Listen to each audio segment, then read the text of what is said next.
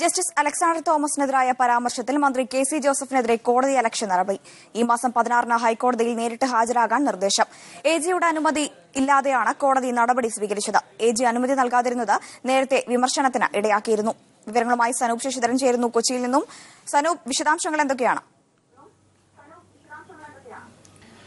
കഴിഞ്ഞ July 24-നാണ് justice Alexander തോമസിനെതിരെ വിമർശനം ഉയർത്തിക്കൊണ്ട് അദ്ദേഹത്തിനെ ചായത്തൊട്ടിയിൽ വീണ കുറുക്കൻ എന്ന് വിശേഷിപ്പിച്ചുകൊണ്ട് മന്ത്രി കെ.സി. ജോസഫ് ഫേസ്ബുക്കിൽ പോസ്റ്റ് ഇട്ടത്. എ.ജിയുടെ ഓഫീസിനെതിരെ വിമർശനം ഉന്നയിക്കുകയും മുഖ്യമന്ത്രിക്കെതിരെയും വിമർശനം ഉന്നയിച്ചുകൊണ്ട് കോടതി വിധികൾ വന്നിരുന്നു, കോടതിയുടെ പരാമർശങ്ങൾ വന്നിരുന്നു. ഇതിന്റെ പശ്ചാത്തലത്തിലാണ് ചായത്തൊട്ടിയിൽ വീണ കുറുക്കന് എന്തും ഓരിയിടാം എന്ന തരത്തിൽ അദ്ദേഹം ഒരു പരാമർശം നടത്തിയത്. ഇതിനെതിരെ വി ശിവൻകുട്ടി എം.എൽ.എ. ആണ് കോടതിയലക്ഷ്യ നടപടികൾക്ക് അനുമതി തേടിക്കൊണ്ട് എ.ജിയെ സമീപിച്ചിരുന്നു.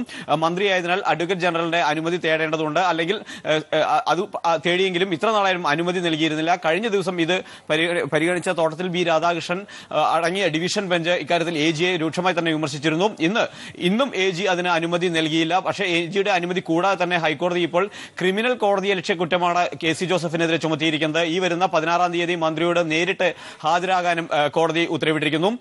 അലക്സാണ്ടർ തോമസ് ജസ്റ്റിസിനെ കുറുക്കൻ എന്നാണ് വിശേഷിപ്പിച്ചുകൊണ്ട് ഫേസ്ബുക്കിലായിരുന്നു കെ.സി. ജോസഫ് പരാമർശമിട്ടത്. അദ്ദേഹത്തിന്റെ പരാമർശം ഇങ്ങനെയായിരുന്നു: ഇത്തരത്തിൽ കമന്റ് പാസ്സാക്കുന്ന ജഡ്ജിമാരുടെ പൂർവ്വകാല ചരിത്രം നോക്കിയാൽ അവർ പറയുന്നതിൽ വലിയ കാര്യമൊന്നുമില്ല എന്ന് മനസ്സിലാക്കും. അത്ഭുതപ്പെടേണ്ടതില്ല. ചായത്തൊട്ടിൽ വീണ രാജാവായ കുറുക്കൻ അറിയാതെ ഓരിയിട്ടു പോകുമെന്നാണ് അദ്ദേഹത്തിന്റെ പരാമർശങ്ങളെക്കുറിച്ച് അദ്ദേഹം കമന്റ് ചെയ്തത്. ഇതാണ് വി ശിവൻകുട്ടിയും ഒപ്പം തന്നെ ലോയേഴ്സ് അസോസിയേഷനും നേരത്തെ കോടതി ലക്ഷ്യത്തിന് അനുമതി തേടിക്കൊണ്ട് എ.ജി സമീപിച്ചിരുന്നു. വി ശിവൻകുട്ടിക്ക് അനുമതി നൽകാത്തത് കഴിഞ്ഞ ദിവസം വിമർശന വിധേയമായി.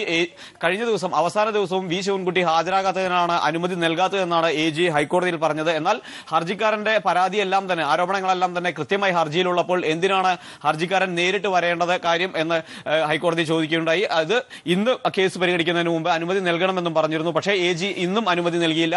ഹൈക്കോടതിയിൽ ഇന്ന് വന്നപ്പോഴും അദ്ദേഹം അനുമതി നൽകാതെ എതിർക്കുകയായിരുന്നു. അതേ തുടർന്നാണ് എ.ജിയുടെ അനുമതി കൂടാതെ തന്നെ കേസെടുക്കാൻ ഹൈക്കോടതി തീരുമാനിച്ചത്.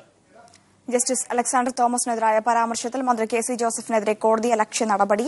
ഈ മാസം 16-ന് ഹൈക്കോടതിയിൽ നേരിട്ട് ഹാജരാകാനാണ് നിർദ്ദേശം. സനൂപ് ശശിധരനാണ് വിവരങ്ങൾ നൽകിയത് കൊച്ചിയിൽ നിന്ന്.